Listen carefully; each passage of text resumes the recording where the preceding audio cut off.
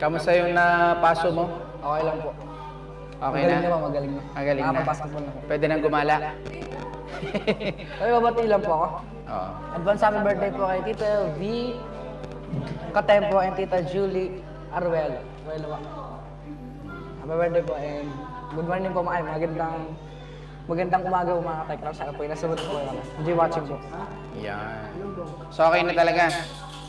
May tubig-tubig pa? Konti na lang po. Yan. Mamaya, kwento natin yung nangyari. Huwag to!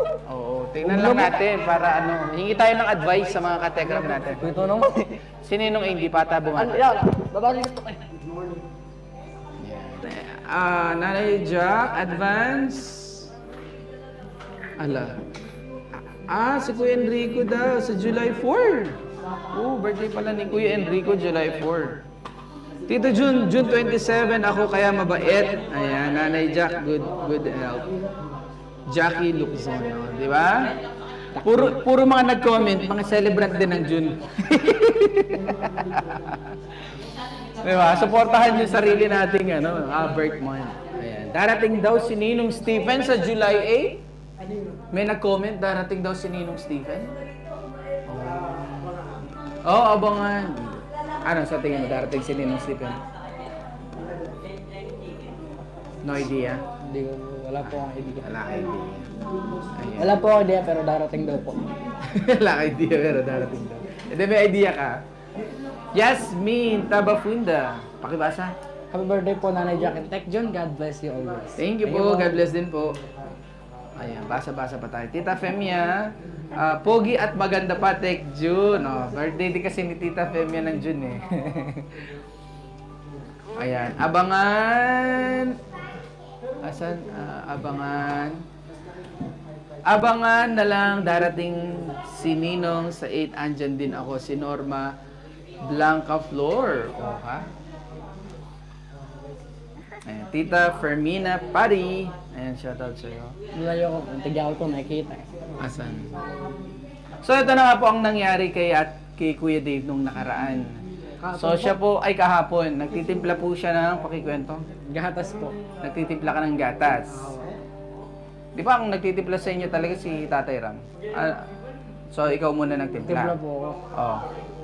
Pagka yung bagong kulo po, kakatapos na pampainod, lago na po sa baso. Oo. Naluwa-luwa na po. Okay. Pagkalabas ko po, dala-dala po yung tumbler. Dinapag ko po sa unahan ko ng baso. Aha? Di ako baso. Ba't may tumbler ka pa? Yung tubigan ko po. Tubig.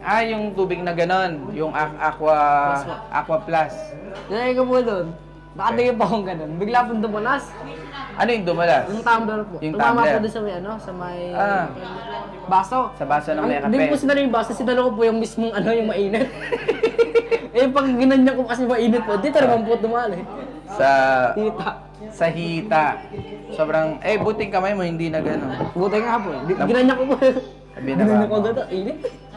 Tapos, Yung muna po sa taas, nag-shower po agad ako. then nagsigaw-sigaw ka doon. Wala po. Binasa mo agad ng ano. So yun nga po ang trahedya na nangyari. So anong lesson mo doon natutunan? Siyempre sa lahat ng karanasan ay merong aral na iniiwan. So anong aral lang na pulot mo doon? Mag-focus po sa bagay. Pag-focus saan nakatingin.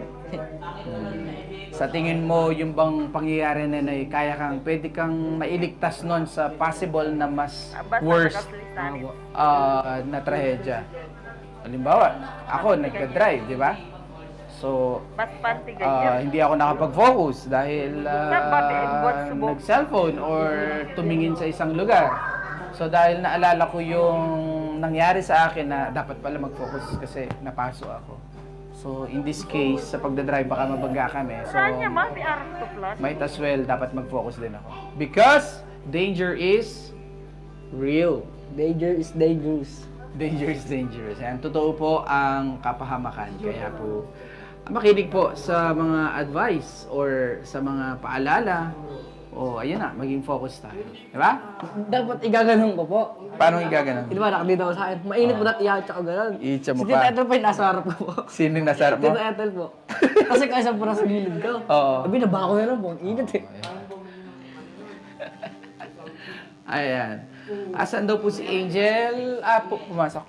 May pasok Ay, pa wala po po. sila. Sabado po. Ayaw nga pala Sabado. Nandun lang po sa, ayan, sa likod lang po siguro siya. Pumogi yata, Dave, natin. Baka masobrahan ka sa formula ng products mo. Oh, yun daw product. Abangan po ninyo, Katekram yan. So far, ano nang, nasaan na yung ano nyo? Secret. Yung, kung nasa na, secret? Awa.